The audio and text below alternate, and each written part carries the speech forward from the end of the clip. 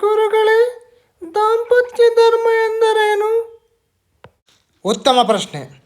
ಪ್ರತಿ ವಿದ್ಯಾರ್ಥಿಯು 18ರಿಂದ 21 ವರ್ಷದವರಾಗಿರುತ್ತಾರೆ. ಈ ವಯಸ್ಸು ದಾಟಿದ ನಂತರ ಸಮಾಜ ಅವನನ್ನು ಮದುವೆ ಕಡೆಗೆ ತಳ್ಳುತ್ತದೆ.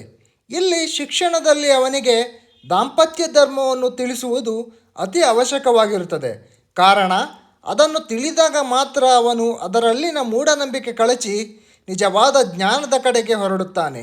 ಯಜ್ಞಗಳನ್ನು ಪಾಲಿಸಬೇಕಾದರೆ ಗೃಹಸ್ಥ ಧರ್ಮ ಅತ್ಯುತ್ತಮ ಮತ್ತು ವಂಶಾಭಿವೃದ್ಧಿ ಇದರ ಹಿಂದಿನ ಜಗತ್ತಿನ ನಿಯಮವನ್ನು ಅರಿಯುತ್ತಾನೆ. ಪತಿಪತ್ನಿಯರು ನಡೆದುಕೊಳ್ಳಬೇಕಾದ ಧರ್ಮವಿದೆ. ಅದನ್ನು ಮೀರಿದರೆ ದುಃಖವಿದೆ, ನಡೆದರೆ ಸುಖವಿದೆ. ಇದನ್ನು ದಾಂಪತ್ಯ ಧರ್ಮ ಎನ್ನುತ್ತಾರೆ. ಇಲ್ಲಿ ಎಲ್ಲ ವಿದ್ಯಾರ್ಥಿಗಳು ದಾರಿ ತಪ್ಪಬಹುದಾದ ಒಂದು ಅವಕಾಶವಿದೆ. ದಾಂಪತ್ಯವನ್ನು ಕೇವಲ ಕಾಮಿಡಿ ವಸ್ತುವನ್ನಾಗಿ ಬಳಸುತ್ತಿದ್ದರು. ಈಗ ವಿಜ್ಞಾನವನ್ನು ತಿಳಿದ ಮೇಲೆ ಅದರ ಗಂಭೀರತೆ ಅವರಿಗೆ ಅರ್ಥವಾಗುತ್ತದೆ. ಗುರುಗಳೇ, ಜಡವಸ್ತು ಎಂದರೇನು? ಉತ್ತಮ ಪ್ರಶ್ನೆ. ಜಡವಸ್ತುಗಳ ಬಗ್ಗೆ ತಿಳಿಯುವುದು ಅಂದರೆ ನೀವು ಕ್ವಾಂಟಮ್ ಫಿಸಿಕ್ಸ್ ಅನ್ನುವುದನ್ನು ತಿಳಿದಂತೆ. ಅಲ್ಲಿ ಹೋಗಿ ಯಾವುದೋ ಕೋರ್ಸ್ ತೆಗೆದುಕೊಂಡು ಕ್ವಾಂಟಮ್ ಫಿಸಿಕ್ಸ್ ತಲೆಕೆಳಗು ಮಾಡಿ ಓದುವುದಕ್ಕಿಂತ ನಮ್ಮಲ್ಲಿ ಜ್ಞಾನವಿದೆ, ಅದನ್ನು ತಿಳಿಯಿರಿ. ಜಡವಸ್ತುಗಳೆಂದರೆ ಬೇರೇನಲ್ಲ, ಗಾಳಿ, ನೀರು, ಬೆಳಕು ಎಲ್ಲವೂ ಜಡವಸ್ತುಗಳು. ಅವುಗಳಿಗೆ ಸ್ವಂತ ಬುದ್ಧಿ ಇಲ್ಲ.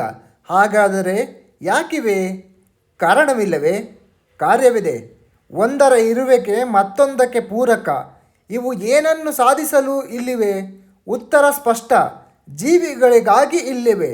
ಅಂದರೆ ಜಡವಸ್ತುಗಳೆಲ್ಲ ಇರುವುದು ಜೀವಿಗಳಿಗಾಗಿಯೇ. ಹಾಗಾದರೆ ಜೀವಿಗಳು ಯಾರಿಗಾಗಿವೆ? ಆಧ್ಯಾತ್ಮದ ತಿರುಳು ಇರುವುದು ಇಲ್ಲೇ.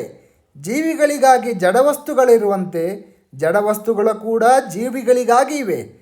ಜಡವಸ್ತುಗಳಿಗೂ ಜೀವಿಗಳಿಲ್ಲದಿದ್ದರೆ ಅಸ್ತಿತ್ವವಿಲ್ಲ. ಸೃಷ್ಟಿ ಕಾರ್ಯ ಮುಂದುವರಿಯಲು ಈ ಎರಡು ಒಂದಕ್ಕೊಂದು ಬೆಸೆದುಕೊಂಡು ಹೋಗಬೇಕಾಗುತ್ತದೆ. ಅವುಗಳಲ್ಲಿ ಒಂದು ವ್ಯವಸ್ಥೆಯನ್ನು ನಡೆಸುವವನು ಬೇಕು. ಆ ಶಕ್ತಿಯೇ ದೇವರು. ಸುಮ್ಮನೆ ಊಹಿಸಿ, ಈ ಭೂಮಿಯ ಮೇಲೆ ಮನುಷ್ಯರೇ ಇಲ್ಲ ಎಂದರೆ ಪಕ್ಷಿ ಪ್ರಾಣಿಗಳಿಗೆ ಆಹಾರ ಯಾರು ಕೊಡುತ್ತಾರೆ? ಹೀಗೂ ಆಲೋಚಿಸಿ. ಒಂದು ವೇಳೆ ಭೂಮಿಯ ಮೇಲೆ ಜಡವಸ್ತುಗಳೇ ಇಲ್ಲ ಎಂದರೆ ಮನುಷ್ಯನ ಗತಿಯೇನು? ಗಾಳಿ, ನೀರು, ಬೆಳಕು, ಗ್ರಹ, ನಕ್ಷತ್ರಗಳು ಏನಾಗಬಹುದು? ಇವೆಲ್ಲವೂ ಒಂದಕ್ಕೊಂದು ಬೆಸೆದುಕೊಂಡಿವೆ. ನಮಗಾಗಿ ಅವು, ಅವುಗಳಿಗಾಗಿ ನಾವು. ಇವುಗಳನ್ನೆಲ್ಲ ನಡೆಸುವ ಒಂದು ಚೇತನ. ಇಷ್ಟೇ ಸೃಷ್ಟಿ ರಹಸ್ಯ. ಗಮನಿಸಿ, ಇಲ್ಲಿ ವಿದ್ಯಾರ್ಥಿಗಳಿಗೆ ಸಂಪೂರ್ಣ ಕ್ವಾಂಟಮ್ ಫಿಸಿಕ್ಸ್ ಬಂದಿತು. ಗ್ರಹಗಳು, ನಕ್ಷತ್ರಗಳು, ಭೂಮಿಯ ಮೇಲಿರುವ ಸಂಪೂರ್ಣ ಪ್ರಾಣಿ ಪಕ್ಷಿಗಳು ಎಲ್ಲ ಜ್ಞಾನವನ್ನು ಈ ಜಡವಸ್ತುಗಳಲ್ಲಿ ನೀವು ತಿಳಿದಿರಿ. ಇದನ್ನು ಆಧರಿಸಿ ಹೋಗುವವರು, ಅರಸಿ ಹೋಗುವವರು ಮತ್ತಷ್ಟು ತಿಳಿಯಲು ಪ್ರಯತ್ನಿಸುತ್ತೀರಿ. ಆಗ ಸಮಾಜಕ್ಕೆ ಒಳ್ಳೆಯದಾಗುತ್ತದೆ.